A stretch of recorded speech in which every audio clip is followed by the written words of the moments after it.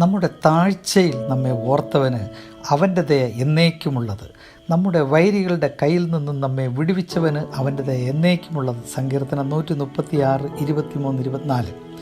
ചെങ്കടൽ കടന്ന ഇസ്രയേൽ ജനം ഗാനപ്രതി ഗാനമായി പാടി ദൈവത്തെ മഹത്വപ്പെടുത്തിയ ഒരു ഗാനമാണിത്.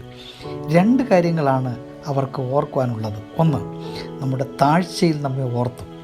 400 വർഷക്കാലം അടിമകളായിരുന്ന അവരെ ഓർത്തു ദൈവം മോശയിൽ കൂടി ഒരു രക്ഷാപദ്ധതി ഒരുക്കി. 2, വൈരിയുടെ കയ്യിൽ നിന്നും വിടുവിച്ചു. ഇസ്രായേൽ മക്കളെയും അവരുടെ തലമുറകളെയും പീഡിപ്പിച്ച ഫറവോൻ്റെ കയ്യിൽ നിന്നും അവരെ വിടുവിച്ചു. അതോർത്ത് അവർ ദൈവത്തെ ആരാധിച്ചു. നമുക്കും പറയാനുള്ളത് ഈ 2 കാര്യങ്ങളാണ്.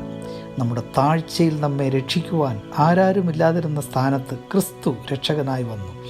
നമ്മുടെ വൈരിയായ സാത്താൻ്റെ അടിമനുഖത്തിൽ നിന്ന് നമ്മെ വിടുവിച്ചു. അതിനാൽ നമ്മെ വിടുവിച്ച രക്ഷകനിൽ കൂടി ദൈവം